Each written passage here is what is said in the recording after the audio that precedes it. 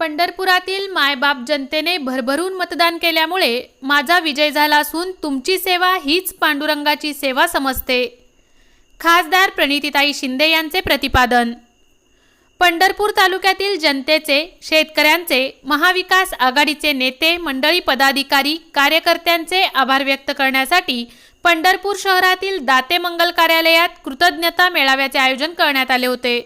यावेळी खासदार प्रणितीताई शिंदे बोलत होत्या.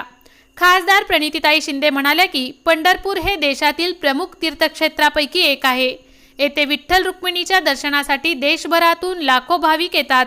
येथे येणाऱ्या भाविकांची चांगल्या पद्धतीने सोय व्हावी, शिवाय पंढरपूर तीर्थक्षेत्राचा विकास व्हावा यासाठी केंद्राच्या पर्यटन सूचीमध्ये पंढरपूरचा समावेश होणे महत्त्वाचे आहे. यावेळी भगीरथ भालके, नंदकुमार पवार, सुरेश हसापुरे, चेतनभाऊ नरोटे, अमर सूर्यवंशी, संदीप पाटील, मनोज यलगुलवार, शिवसेनेचे नेते संभाजी शिंदे, रवी मुळे, कुमार घोडके, राष्ट्रवादीचे नागेश फाटे, सुभाष भोसले, राजश्री ताड, प्रकाश तात्या पाटील, सुनंजय पवार, संदीप शिंदे, नागेश गंगेकर, आदित्य फत्तेपूरकर, किरणराज घाडगे, मिलिंद भोसले, सतीश शिंदे, सोमनाथ तारे, नितीन शिंदे, रमेश भोसले, राहुल पाटील, राजू उराडे, प्रशांत मलपे, महादेव धोत्रे, प्रशांत शिंदे, अरुण कोळी, अनिल अभंगराव, ऋषिकेश भालेराव, राहुल साबळे, मोहम्मद उस्ताद, सलीम मुलानी, सादिक मुलानी यांच्यासह महाविकास आघाडीचे नेते मंडळी उपस्थित होते. ज्ञानांबरोबर महाराष्ट्राच्या विधानसभेत काम करण्याचं मला संधी मिळाली. पहिलं इलेक्शन नानांचं मला आठवतं, जेव्हा मी त्यांच्या घरी गेलो होतो आणि मग नानांनी प्रत्येक वेळेस महाराष्ट्र विधानसभा गाजवली. त्यांची ती टोपी, ते धोतर, एक वेगळा असं व्यक्तिमत्व महाराष्ट्र विधानसभेत, आणि ते उभे राहायचे. तेव्हा गणपतराव देशमुख जी जे सांगोल्याचे आमदार होते, तेव्हा पूर्ण सभागृह शांत व्हायचं जेव्हा ते उभे राहिले. त्याच्यानंतर हे अर्थात मला 15 वर्ष झाले, सभागृह पूर्णपणे शांत करताना मी नानांच्या वेळेसच पूर्ण शांत, जणू काय आणि पंढरपुराबद्दल, आपल्या देवाबद्दल जे आत्मीयतेने ते बोलायचे. त्याच्यानंतर नवीन आमदारकडे पण 3 महिन्यात निवडणूक आले. मग अशी जर तुम्ही म्हणालात की कोणाकडे जाणार या मतदारसंघात, मला असं वाटतंय महाविकास आघाडीचा पंढरपूर मधून आमदार येणं. महाविकास आघाडीनीच आता महाविकास आघाडीची संख्या वाढली आणि त्यात काँग्रेसची संख्या महाराष्ट्रामध्ये जास्त आहे. म्हणून दादा समजते पण गरीबी म्हणजे महाविकास आघाडीचा तो आघाडी धर्म आहे. तो आपल्याला सगळ्यांना खांद्याला खांदा लावून शिवसेना, राष्ट्रवादी सगळे, जिकडे काँग्रेस कमी होती तिकडे त्यांनी आपल्याला साथ दिला. नाही तर एवढं मताधिक्य मिळालंच नसतं. सगळ्यांनी एकत्र तो खुन्नस पण काढला ना शिवसेनेकडे, जे उद्धव साहेबांवर झालेलं किंवा जे पवार साहेबांवर जे ह्या लोकांनी कट कारस्थान केलं. पंढरपूरकरांवर तर एवढी दमदाटी रवींद्रदादांना पण माहिती आहे. रोज प्रणितीताईंनी मला फोन व्हायचा की कोणत्या पद्धतीत त्यांच्यावर दमदाटीचं राजकारण पंढरपूरकरांना खूप सहन करावं लागलं. आमच्या खरं तर क्षमा मागते की सर्वसामान्य शेतकऱ्यांना पण, ज्यांचं कारखान्याशी पण काही थोडंसं असतं, त्यांना पण सहन करावं लागलं, त्यांना पण त्रास सहन करावा लागला. पण शेवटी निवडणूक तुम्ही ताब्यात घेतली असं म्हणायला हरकत नाही. जसं बोर्डमध्ये म्हणत होते, नेते एकीकडे आणि लोक एकीकडे, आणि योग्य तो निर्णय तुम्ही त्यावेळेस घेतला त्याबद्दल तुमचे मनापासून आभार मानते. भगीरथ दादा, जेव्हा तुम्ही आता या विधानसभेत, तेव्हा मी लोकसभेत असेल आणि आपण नक्कीच त्या ठिकाणी या पंढरपूरचा मंगळवेढ्याचा आवाज दोन्ही ठिकाणी गाजवायला पाहिजे. कारण का मागच्या 5 वर्षात खूप मोठ्या प्रमाणात उणीव या ठिकाणी जाणवली. पुन्हा एकदा आपल्या सगळ्यांचं मनापासून आभार मानते. मागण्या अनेक आहेत आणि मी प्रत्येक गावात येणाऱ्या आता परत आभार मानायला आणि कृतज्ञता व्यक्त करायला, आणि मी एकटीने येणार, अधिकाऱ्यांना घेऊन येणार. म्हणजे प्रत्येक गावात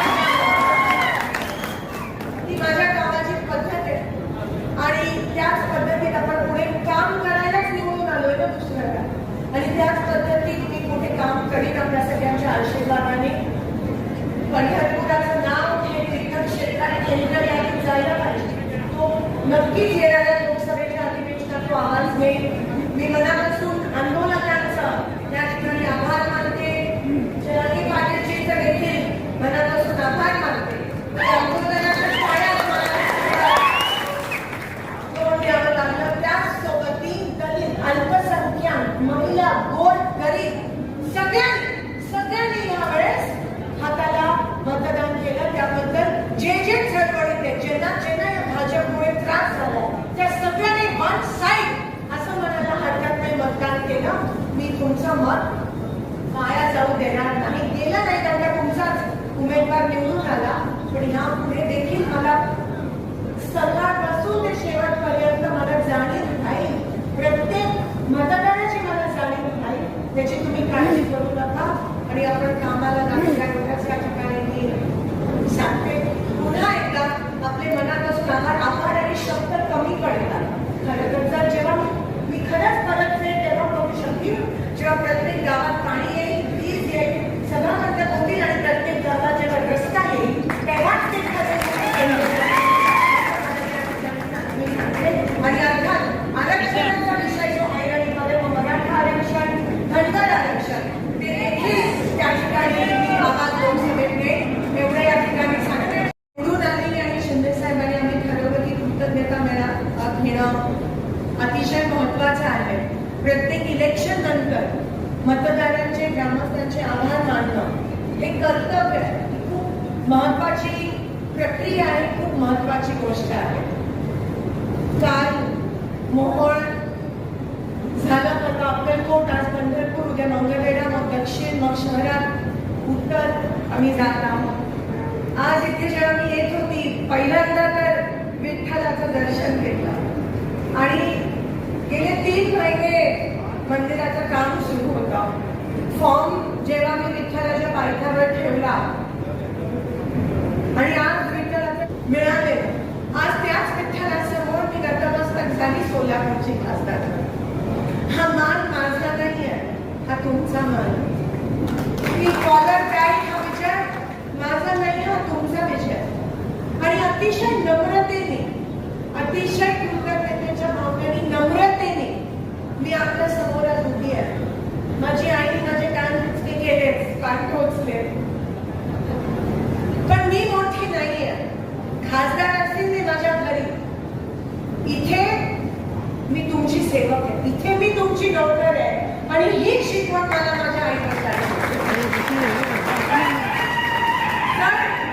तुम्ही मला जेवढा आशीर्वाद दिला, फक्त मतदान नव्हतं, ते फक्त मतदान नव्हतं, तो आशीर्वाद होता.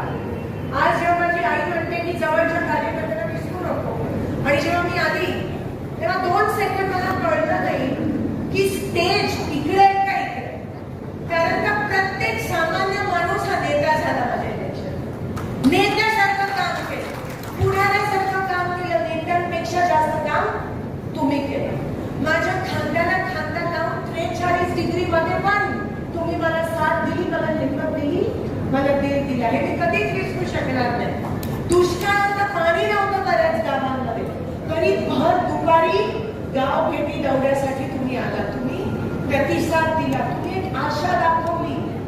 कारण तो त्रास सहन केलेला तुम्ही मागच्या 10 वर्ष, तो त्रास दिसून आला मला प्रत्येक शेतकऱ्याच्या डोळ्यात. मला तो त्रास दिसून आला जो या विरोधी भाजपमुळे तुम्हाला झाला. कांदा किल्ल्यात असेल, दुधाचे दर असतील, महागाई असेल, पाणी नाही, किती त्रास तुम्ही सहन करता. आणि म्हणून हे जे मतदान आहे ते केवळ मला नाही, पण बीजेपीच्या विरोधातलं झालेलं हे मतदान आहे. आणि जर एवढं तुम्ही आशीर्वाद दिला, एवढं मतदान तुम्ही मला दिलं, आणि त्याची फक्त जर मी मजा घेतली 5 वर्षात आणि काही काम केलं नाही, तर त्याच्यापेक्षा मोठी लाजीरवाणी गोष्ट होऊ शकणार.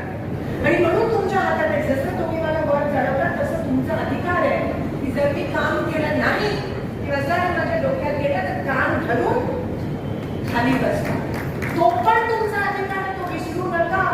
मागच्या 10 वर्षात बीजेपीने तुमचे अधिकार काय हे त्याची जाणीवच तुम्हाला दिली नाही आहे. पण आता काँग्रेस आले, लोकशाही आली आहे. लोकशाहीचा जय जयकार, लोकशाहीचा जय जयकार, शेतकऱ्यांचा जय जयकार. आणि म्हणून तुमची ताकद काय आहे हे खरं या इलेक्शन मध्ये तुम्ही दाखवून दिलं. मला एका शेतकऱ्याने फोन करून सांगितलं 7 मेला मतदान झालं आणि 4 जूनला निकाल. तो 1 महिना कसा गेला मलाच माहिती आहे. सारखा मनात टेन्शन होतं. पण मी काल पण बोलले, मी आज पण म्हणते, रोज एका गावातून फोन करायचं कुणीकडे. माझ्याकडे नंबर नसायचा, ओळख पण नसायचं, तर मला फोन करून सांगायचे की काही निश्चित ना, शांततेत क्रांती घडली. शांततेत तुम्ही क्रांती घडून दाखवली मतदान पेटीमध्ये. हे पहिल्यांदा आपल्या देशात असं झालं असतं. ही निवडणूक नव्हती, ही चळवळ होती. तर तुमच्या सगळ्या भावना त्या मतदान पेटीमध्ये तुम्ही व्यक्त केला आणि विजय औपचारिकता माझा झाला. हे मी कधीच विसरू शकणार नाही. माझ्या शेवटच्या श्वासापर्यंत मी तुमच्या सेवेसाठी हजर आहे. माझं अहोभाग्य, माझं नशीब की मला पंढरपूर मोहन मंगळवेढ्याची सेवा करण्याची संधी मिळाली. ही मी माया नाही घालवणार. आज मी राजकारणात आली कारण का मला लोकांची कामं करायची होती. सत्ताकडे मी लहानपणापासून बघितलं. तुमच्या आशीर्वादामुळे शिंदे साहेब प्रत्येक माझा जन्म झाल्यापासून मंत्रीच होते. आणि वरच म्हणजे आपली देशाचे गृहमंत्री, लोकसभेचे नेतेपद त्यांच्याकडे, जे पंतप्रधानांना मिळतं ते तुमच्यामुळे लोकसभेमधून निवडून गेले. म्हणून ते लोकसभेचे नेतेपद मनमोहन सिंगजींना मिळाले ते तुमच्या आशीर्वादामुळे शिंदे साहेबांना मिळाले. मी कधीच विसरू शकणार नाही.